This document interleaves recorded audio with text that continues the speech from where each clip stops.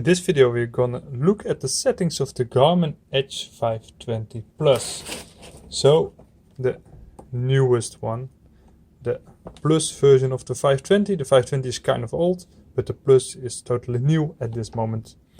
I don't know when you see this video, of course, but the 520 Plus today when I upload it is the first one in our country, I think. In appearance it looks totally the same as the more expensive 820, and it is the same size as the 520, but the normal 520 is like white on the edges, so that's kind of different. So for the rest, some people say that it's just the 820 without the advanced navigation or the 520 plus navigation. It is kind of true what they say, but not totally. So, for example, this 520 Plus has like some navigation, as you see, because you see the little map and the point of the Garmin Europe office, and we can go right to them. So it navigates to them. So that's navigation, of course, but it's not the navigation you get on the 820 and on the 1030 devices, the more expensive devices, because in those devices you can put in like an address, like School Street number 12 in Berlin, and you can write to that address. You cannot do that in this 520 Plus. You have to manually upload routes from your Garmin Connect to this device, and then you can go cycling them. So first you have to do some work, and then you can go cycling like on the other devices. You can also do like write the routes from Strava. If you are just not that prepared, so you just are cycling, just name something on Mallorca, and you want to go to Las Palmas, and you know a nice place, you think, hey, I can ride to that place, then you have a problem because you can do that on this device. You have to use your phone, of your tablet, of your MacBook to just make the route and then upload it. So that's that's less functionality than on the 820 and on the 1030. And for the rest, what I do, I make the routes on the computer and I upload them to the device, and that's how I navigate, and that's just great and more cheap than the 820 and 1030, of course. So it is like kind of true. Of course, the color, the 520 has the white, this one has the black, like the 820. So in looks, it's totally the same as the 820. But you can send other bike riders messages from this device to other ones who have this device, the 520 Plus or the 1030. So not the 820. So that's the newest function of the Garmin Edge. So sending messages to each other, because like I have a flat tire or I'm there and there. You can do it quickly. On the navigation, of course, you have to drive carefully, and that's a little bit you have to be careful. Let's just stick to that.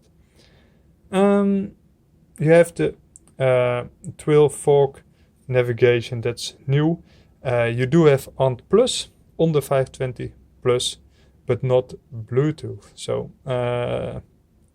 that's kind of difficult, but most devices have the ANT Plus, like power meters. So ANT Plus is great for most devices. And for the rest, it's just as you see. So just let's show you some functions. I can so navigate to Garmin Europe, the points of interest. I was already calculating something. I can say okay, but it is a long way, 475 kilometers.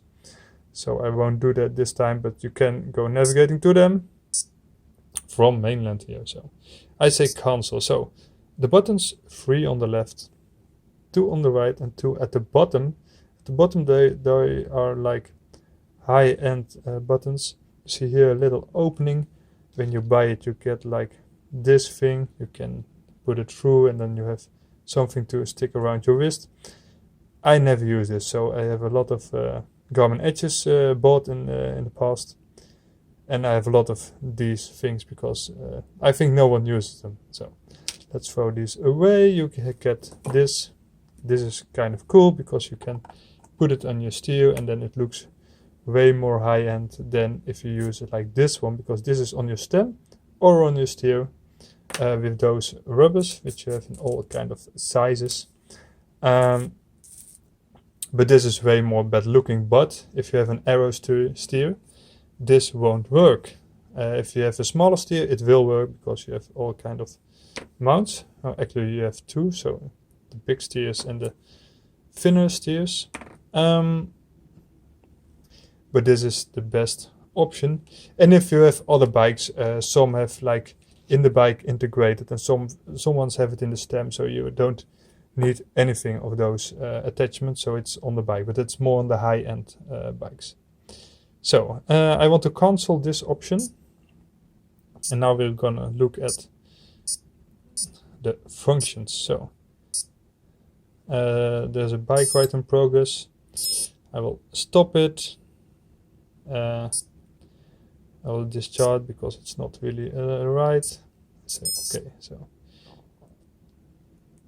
which here above left battery, it's almost flat. There you see the GPS, it's perfect, so it's all green. Bluetooth, there's just zoom a little in. Heart rate, speed, cadence, and power. Temperature, because I think it's in my hand, it's a little bit more warm than the 21 which is here inside. And of course the time for the rest. You have the big ride option. This is just like always the start, and this is the stop. Start, stop. If you are driving, you can use this one to make a lap, and again and again. If you're like doing a race or you have one lap, which you are doing quite some times, and this is again stop, then you can say saved ride. You can also go with the arrow buttons to ride type, stop navigation. Yeah, it's still calculating. Let's stop that. It will be slower because of that. So status and the alerts, the data fields, you can change them. On the Garmin, I love the data fields because you have a lot of manually preferment. So I like it exactly as my other Garmin. I have also the 130 and the 1030. So you can select all kind of fields.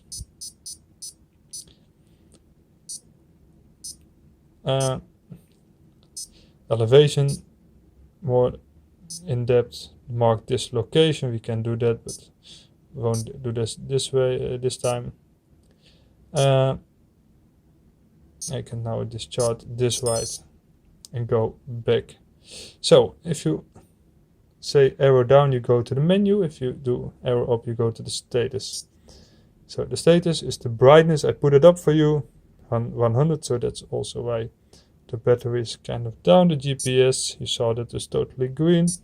No sensor connecting. It's searching for the phone. It's not connected. If I go down, then you have this. If you have had a Garmin, you recognize this. If you have the 520, you recognize this. Also the 820, the 1030, the 130, or older Garmin devices. I think I forgot. It is no touch, so this won't work. Is that okay? In my opinion, it is, because yeah, touch is always a little bit hard to see, because if I want to touch this, I don't see where I'm touching really. So I don't mind if it's not touch. So some people only buy tools that are touch, but I won't. I like it just with the buttons. So we can go navigate. We saw that with routes, save locations, and we can also use Strava if it's connected. You can see the history of the rides. We can see the totals. Then we go to training. All kind of segments, workouts, the training calendar. Also for the indoor trainer, you can connect it with the Ant Plus bike trainer. If you have the good bike trainer, the smart bike trainer, of course, which has Ant Plus, you can do interval training, set a target for like distance or speed, weight and activity. So those are the segments, the workouts, everything. The stats, the contacts, the Connect IQ.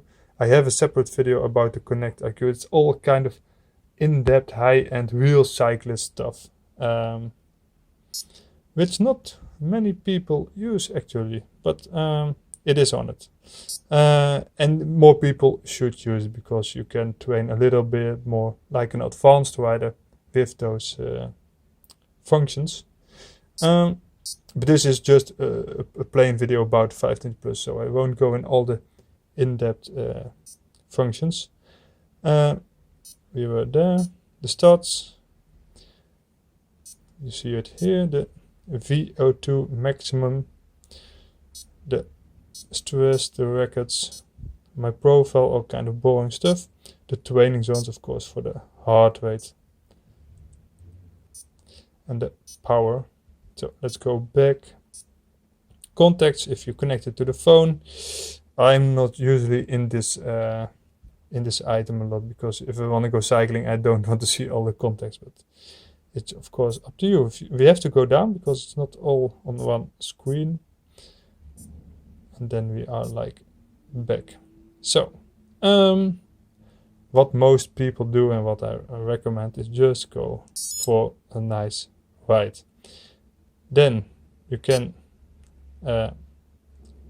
here go back to menu, etc. Or we can go back to the screens we want to see. These screens, you can all tweak them. You can put this on or off. You can see like graphs for elevation, and now it's saying ascent, but you can also put in other stuff here. You will get a little graph here if you are cycling. I like that screen a lot actually, because if I'm like in the mountains in the Alps or in Italy, in the Alps, it's just great to see how high are you, what's the grade, how high should you get if you just look at it up in front of it. This is a screen with the laps. All the laps are here measured. Speed, distance, but this is all tweakable, so don't take a lot of attention to this. This is just a screen which most riders use, so 5 items. Not these 5 items, but like 5 information things.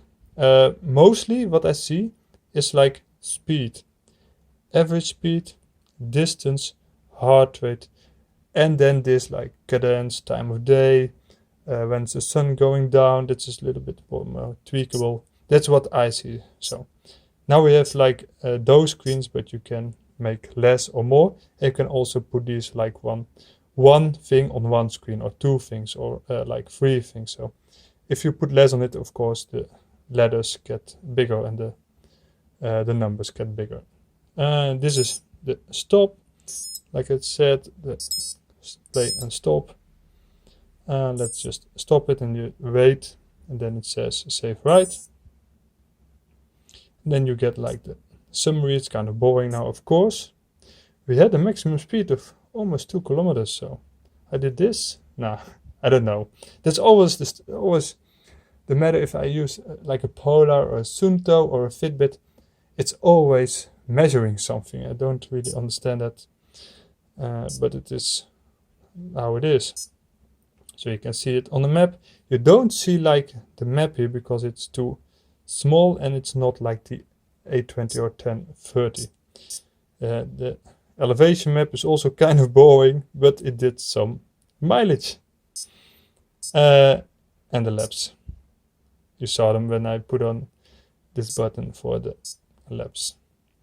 So that's all done. If you connect it with Garmin Connect, it will upload automatically to Garmin Connect, but I like the Strava app way better than the Garmin Connect app, and it will also connect to Strava. If you just connect it once, then it will automatically connect to Strava.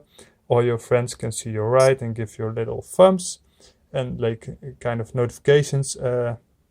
I think what I see in my surrounding with all the cyclists, Strava is really a social app. So if you are like a sporter, you have a lot of friends which are sport like runners and cyclists and other sports. It's nice if you have a busy week, a busy schedule. You can see a little what everyone is doing. Just make a little comments from well done if you did a race like a marathon. You can say heads up. So it's kind of cool. But of course, this video is about the 520 plus. For the rest, the price, yeah, it's 300 bucks. Is that too much? If you compare it to the 1030, I think it's a bargain. But if you compare it to a simple Sigma bike computer, it's really, really expensive. So I think Garmin made this because like the N820 is more expensive, the 1030 is more expensive, and a lot of riders like the navigation function of those devices, but not really the price of it. So this is like somewhat a little bit lower priced. At this moment is 300 bucks, of course. That will go down a little if time passes by. So if you watch the video later, perhaps it's a little bit more cheap. Of course, it is not a cheap device, but it's really good. I use like the Garmin Edge device like I think 10 years? No, I think 7 or 8 years.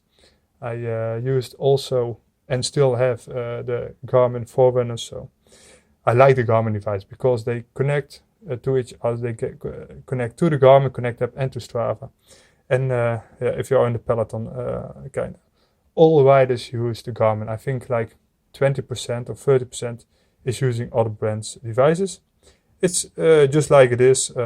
Is it good or bad, this monopoly? I think just like it is. Garmin makes good devices. They know the price, so it's just as it is. So that's it for now. The charging, it didn't show the charge port. This is this. So the micro USB with the small cable. I think you have like dozens of them at home, so you won't need really this. But here's where you charge it. So that's it. Thanks for watching. Hope you liked it and rate it with a little thumb. Goodbye.